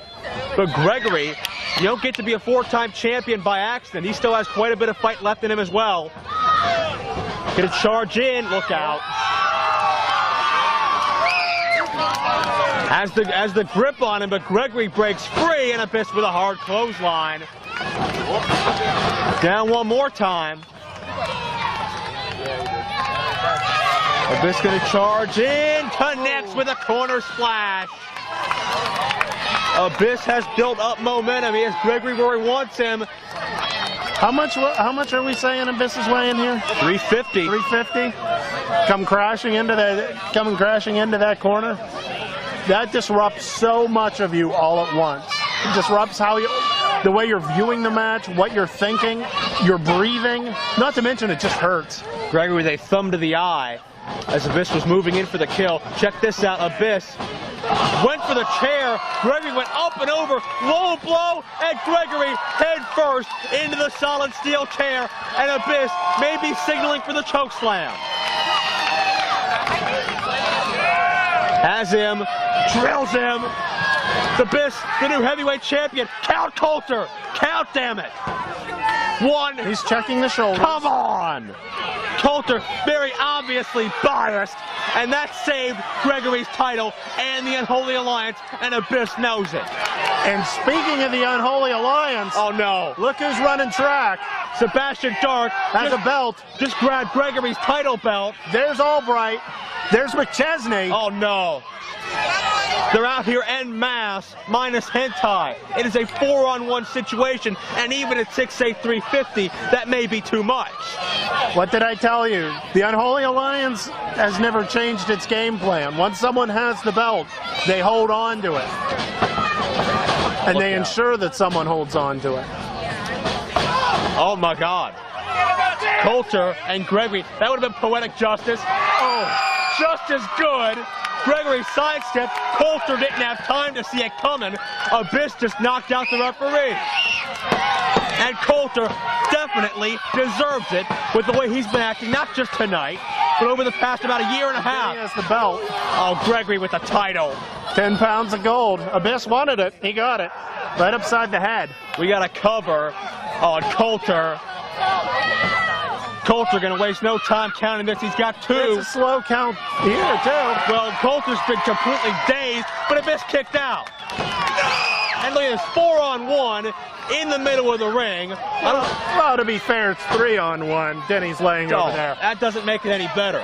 These three men not in the match. I don't know if Coulter sees it or not, but either way, I doubt it matters. Abyss breaks free of the clothesline. Double choke slam. Oh! Albright interrupts, but only momentarily. Oh, they go downstairs on Abyss. Double clothesline.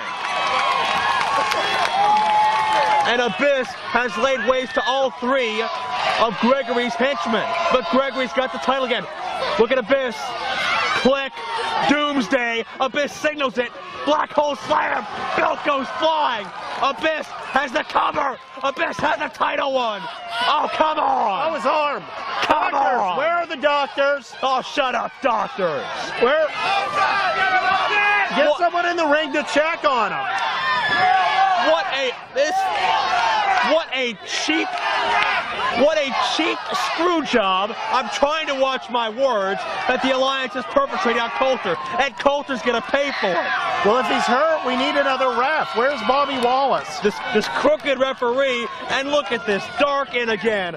Albright, McChesney, and Coulter, in fear of his own life, is gonna call this match. Well, he made the right call. You don't put your hands on a referee. Oh, he deserved it. I don't believe this. Well, check this out. Sterling James Keenan limping out. Larry Sweeney coming out. They've had their problems with the Alliance ever since it returned to IWC, and we've got a hell of a fight. Larry Sweeney, Sterling James Keenan, disposing of the entire Unholy Alliance. Ladies and gentlemen, referee Stephen Coulter has disqualified Abyss. Come on.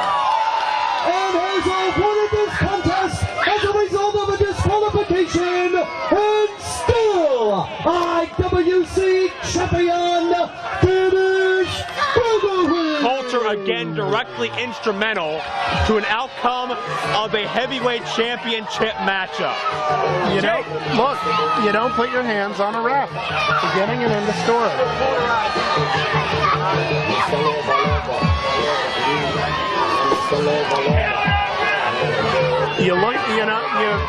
We've talked about the mentality of Abyss and how he's just a weapon. He's just a weapon.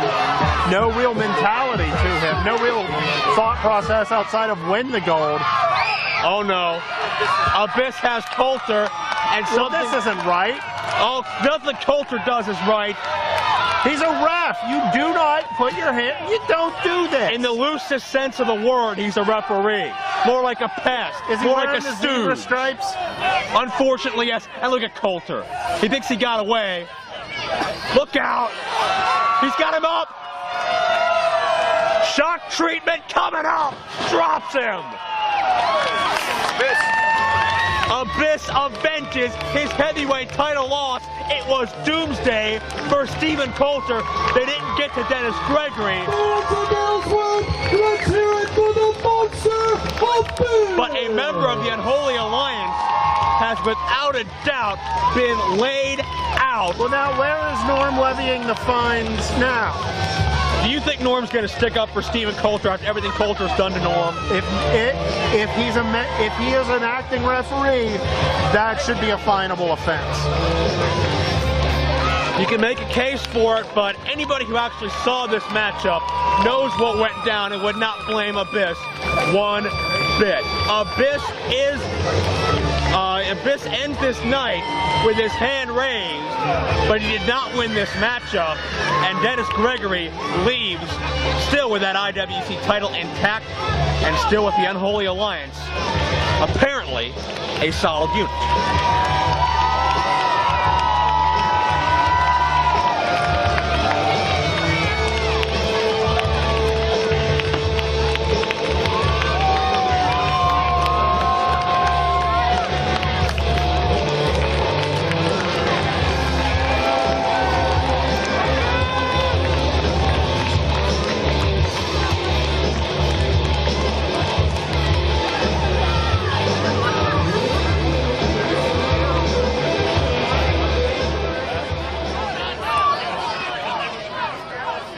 Norm's a little late to be levying fines now.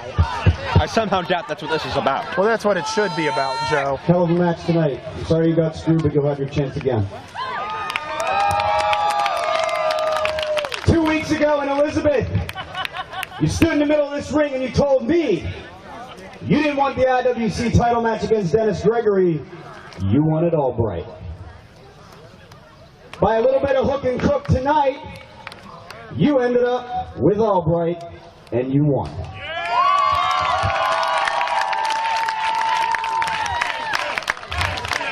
Ladies and gentlemen, if you'd like to make a drive just a short way up the road to Elizabeth, Pennsylvania and Court Time Sports Center, August 4th, Sterling James Keenan, you've got Dennis Gregory for the belt.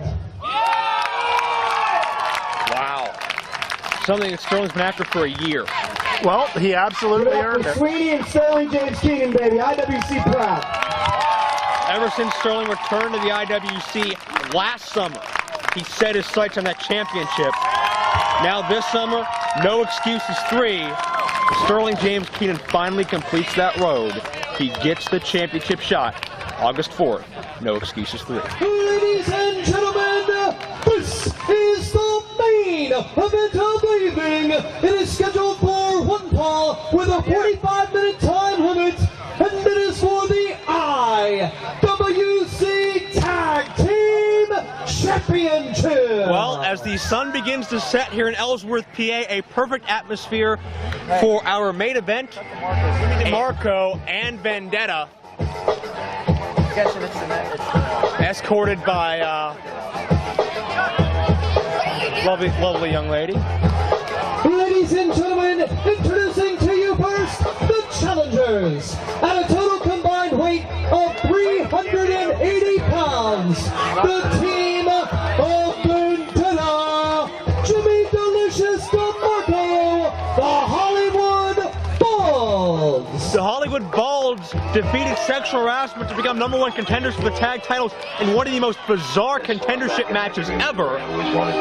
But their opponents, the champions, they've been running buddies with for months as part of the Gambino family. They've run roughshod over the tag division. Has the greed of being champions put a rift in the Gambino family? That's the question we're going to answer momentarily. Someone's driving onto the field. What? Where's security? Tonight? Well, someone is entering the makeshift arena here. How do I think it is? It's a nice car. Wonder where they got the money to pay for it.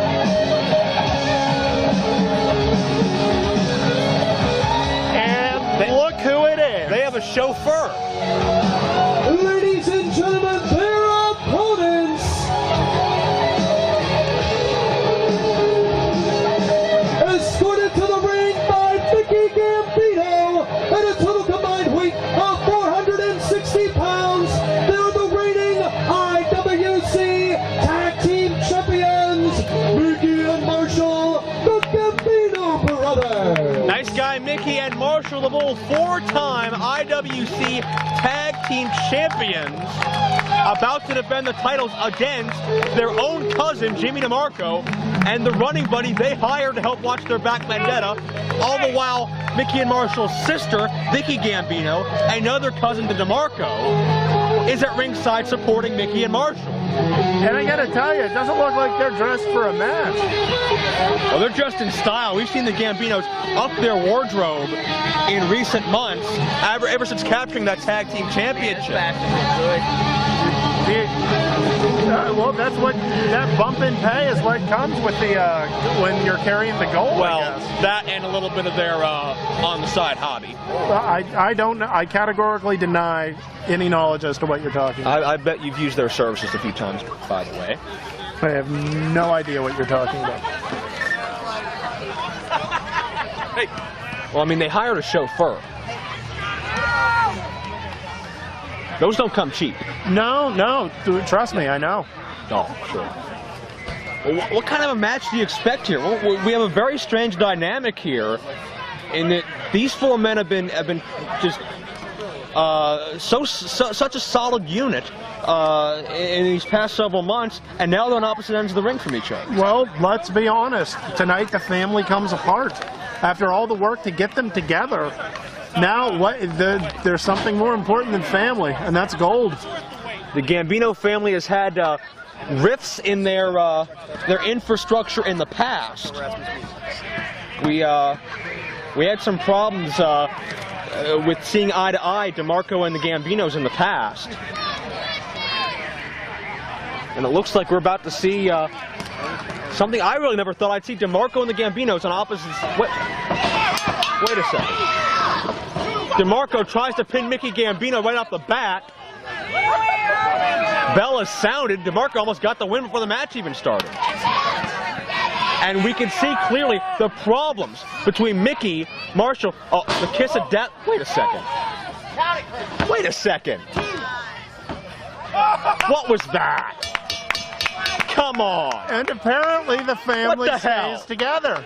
It was a ruse, a ploy, a plot, a plan, a charade, a conspiracy, a sham. We've been conned, hoodwinked, bamboozled, flim-flammed, had the wool pulled over our eyes even. Tag team champion. Yeah, and they lied to us. Mickey and Marshall, the Gambino brothers.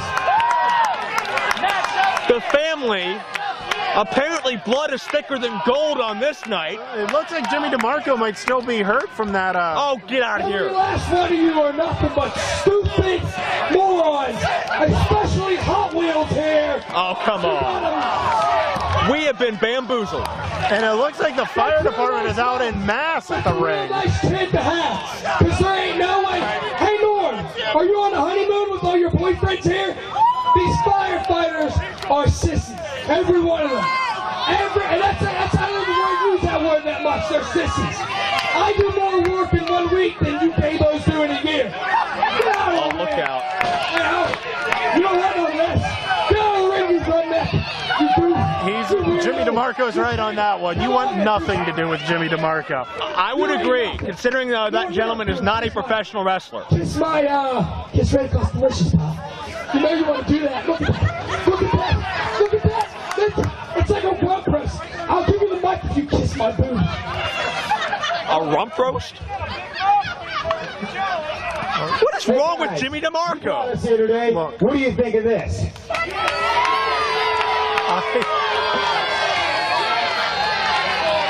Hey, wait a minute. Hold up.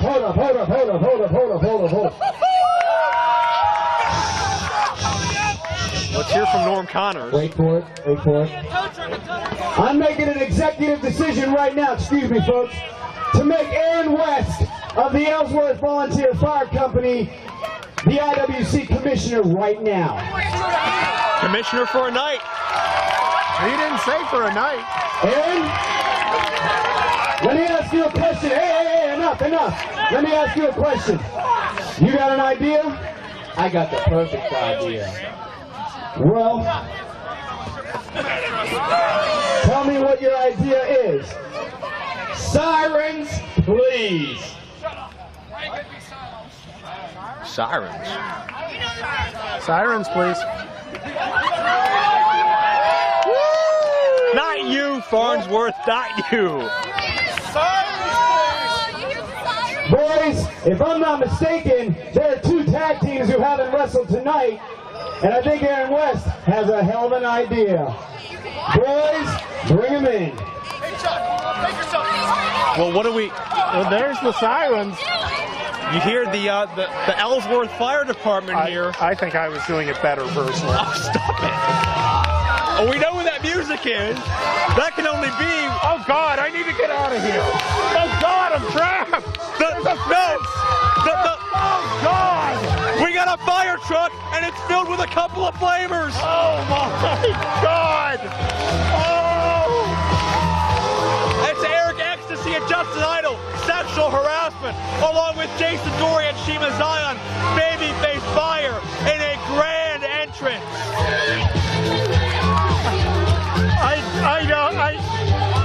Can you picture Eric Ecstasy in a fire pole? Shut up!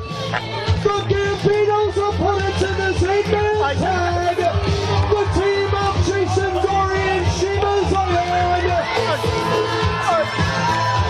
Eric Ecstasy and Justin Idol. Sexual harassment. Look, true story. Check out Shima's hat. When we were in the changing shack that they provided us,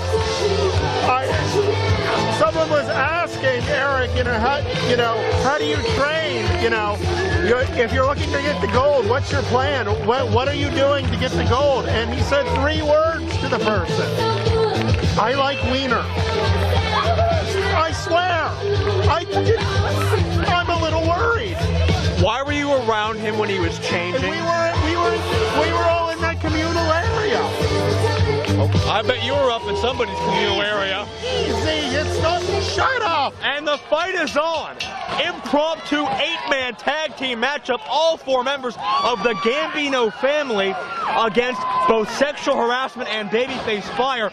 And the wars these teams have had, Farnsworth, in the past are nothing short of legendary. It's Joe Dombrowski ringside along with Jay Worthington. Farnsworth and Sexual Harassment and Babyface Fire and the Gambino family have been feuding for months upon months, and the family is not upset. Their big ruse, their big dupe, just got outsmarted by Norm Connors, the volunteer fire department, and these 4 individuals in the ring.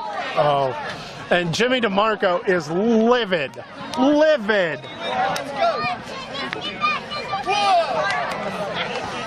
And it looks like the family's going to have to work for their money here tonight, as Jimmy DeMarco, Dr. DeeeLicious, hoping to bring his prescription for perversion against a very perverse individual in his own right, Eric Ecstasy. And the last time these two tangled, they went under the ring, and somebody left without pants. Don't remind me. Yeah, to give you an idea on the other end of the ring here, I saw it also, completely true story. I ran into Jimmy in the changing shack, and I asked him what was his thoughts on the match for tonight, and he told me I needed to speak to Tony DeMarco. Oh no, there's more. I said, well, who's he said, well, ask Tony DeMarco what he thinks of the challenge tonight. And so I said, well, what does Tony DeMarco think of the challenge tonight? And he held up his finger and went, "We can't lose tonight. Oh, it's a new crowd." You have the worst luck in the changing room, DeMarco and Eric, and oh no, not ballroom dancing. Not the dreaded ballroom dancing offense. And the Rockette move. Oh, sorry. Jimmy DeMarco was proud of that. Lady Killer takes him down. And Ecstasy, just such a unique, bizarre mix of mind games and power as he charges in with a splash. Overhead throw connects beautifully on the suplex. And don't let the machinations fool you. Ecstasy's a great wrestler, a former IWC heavyweight champion. Absolutely. For all the sick, twisted, perverted mind games. Justin Idol tags in. No, apparently Justin Idol didn't mean to actually tag in.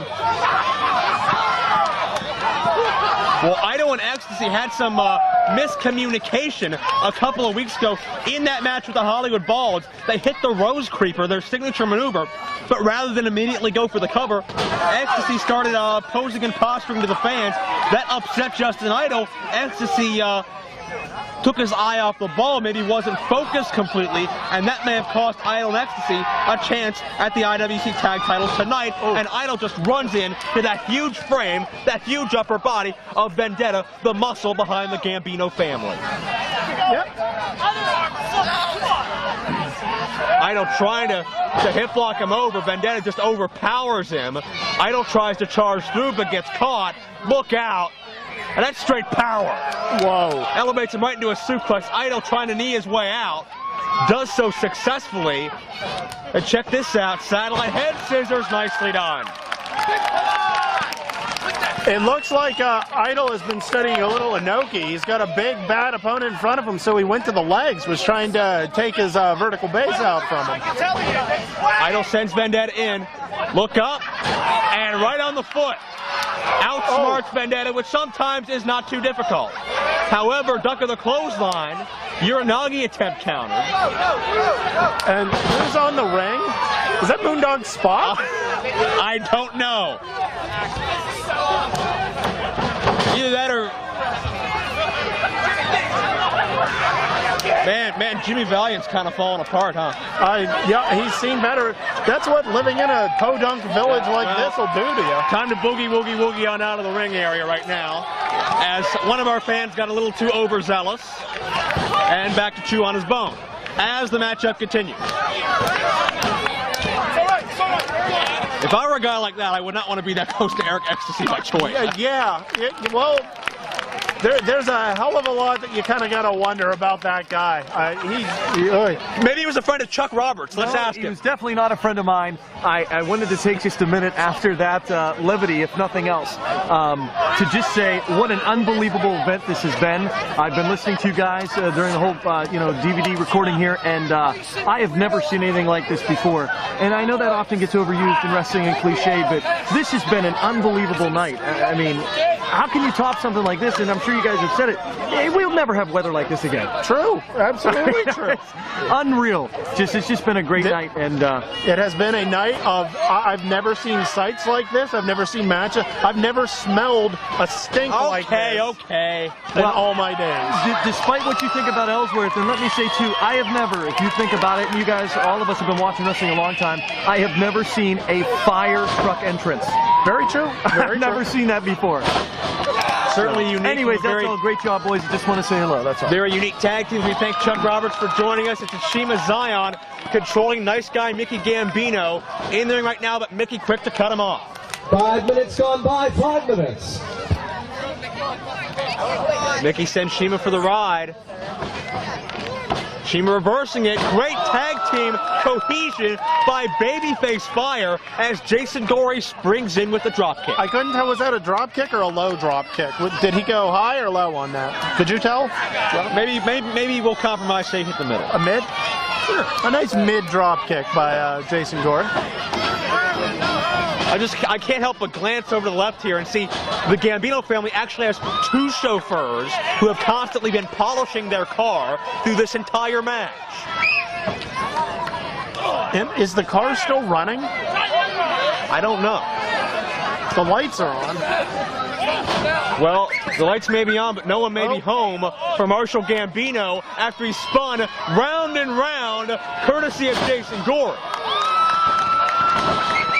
And Marshall got no clue where he is right now, lost his equilibrium. I don't think Gory's too sure where he is either. We're going to charge in, point of impact behind Marshall, swings his body through the ropes to get that clothesline. And he's going to spring in, connects with another drop kick around the sternum. That's what he's going to have to do. Marshall is 280 plus of raw power. Jason Gory's going to have to fly. And he's ready. Oh. And he got caught.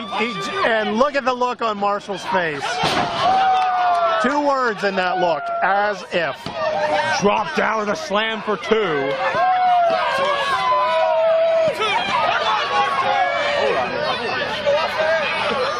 Marshall is lighting Gory up now with these chops.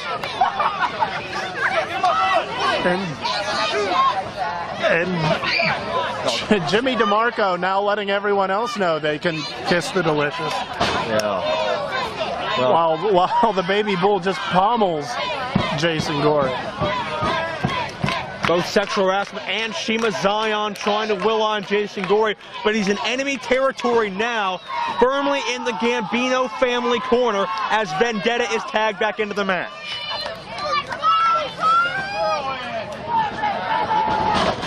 Gory sent for the ride.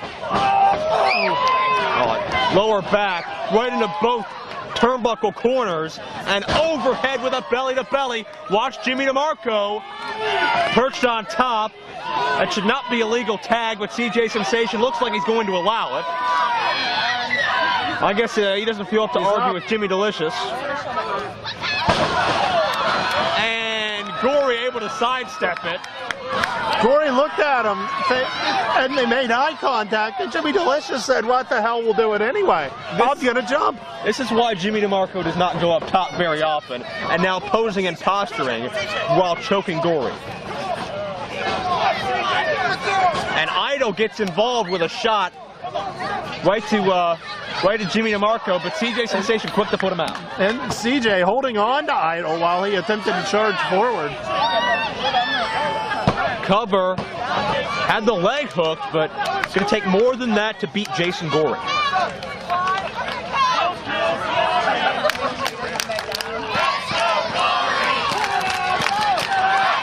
Crowd coming alive for Jason Gory here in the Ellsworth field.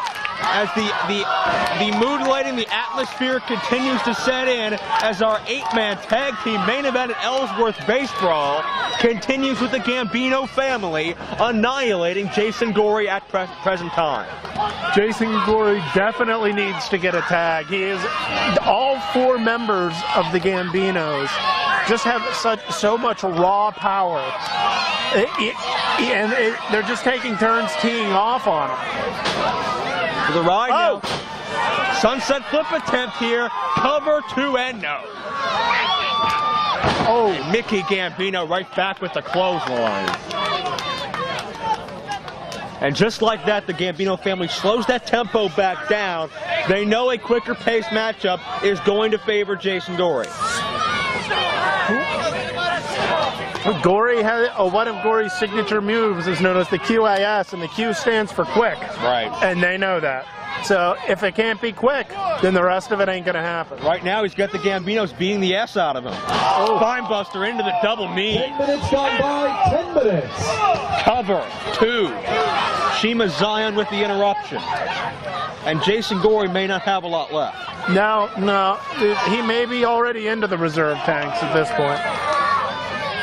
Marshall the Bull tags back in Dr. DeeeLicious, measures him. I don't know if I've ever seen a more mentally disturbed and more of a mental, social, and sexual deviant anywhere in life than Jimmy DeMarco. You know, Jimmy DeMarco called into a local wrestling talk show recently and let everyone know that he and Vendetta, Gory able to reverse things. I believe he caught him with a lung blower on the way down. Looked like a lung blower. Jimmy DeMarco let everyone know that he and Vendetta went to Thailand to train for the upcoming match. That frightens me very much. And their training was killing 50 chickens a day with their bare hands. You only go to Thailand for a couple of reasons, and at least one of them I can't say on the air. And I'm pretty sure killing chickens isn't one of them. Very true. Ecstasy with a pair of lady killers for Vendetta and Mickey. Sharp jabs, flip-flop and fly, point of the elbow to Mr. DeeeLicious. But look out, power versus power. Marshall the Bull meets the sexual icon in the center of the ring. And no mind games here, just beating the crap out of each other. Just straight power, no pun intended. Look at this. Choke slam by Eric Ecstasy. And how many men can you name that can pick up Marshall Gambino like that? Oh, I'm pretty sure Eric Ecstasy would love to pick up Marshall Gambino, but that's a whole other story. Stop that. And Ecstasy instructing our fans to run for higher ground, and Gory with the helo. And this is where the tempo favors the team of Harassment and BFF. Oh no. High risk, aerial insanity. And Shiima Xion puts his life on the line every time he scales the ropes. Shima's on top. Look out! Oh! 450. Holy shit! Holy shit! Shiima Xion collides into the family, and it's that high-risk, fast-paced offense that has put Sexual Harassment and Babyface Fire back in the game. And everyone is down. No one's getting up. CJ got up. That's good. I think I see. Okay, we got Shiima and Mickey in the ring. Mickey begging off momentarily, but now just a mid-ring slugfest. Series of legal forearms back and forth from lust to dust. Countered. Oh! I believe the candy-coated cookie cutter. I think. By Jimmy DeMarco. That could be all here, but no, I believe it was Justin Idol getting involved. Idol and DeMarco now centering. DeMarco with the reversal. Idol gets elevated. Look out, trips him up, kick right to the side of the head. Vicious kick to the face. Idol going north. Idol's a flyer himself, the aerial icon. He's been known for many years. Connects with the splash. Hurt himself, but able to get the cover. And Vicky Gambino, the sister, gets involved. And Idol has Vicky in his crosshairs now. I thought Idol was gay. Why is he chasing a girl? I don't think anybody thinks that except for maybe Eric Ecstasy. Idol's never subscribed to that logic. Well, that's what Eric told me. He said, don't believe what Idol, what Eric. Why were you asking Eric who was gay? I wasn't asking. He just out and out told me. Yeah, out and out's a couple things that he tried to. Look, I'm not gay. How many times do I have to tell you this? Oh my God! Oh no! 280 on the ropes. Jason Gory fighting for his life here. It's like Vietnam. Gory about to get sandwiched. And he just got pulled down. Oh no! Oh, look out! Shiima elevated, and Marshall just drove all of his weight into Shiima. That's 280 pounds. And Jason Gory just made the save. Shiima Xion has to figure out how to repair that huge dent in his chest right now. Shiima Xion got literally sandwiched. Gory with a duck. QAS! Great leverage move. 280 covered, but no. Unbelievable.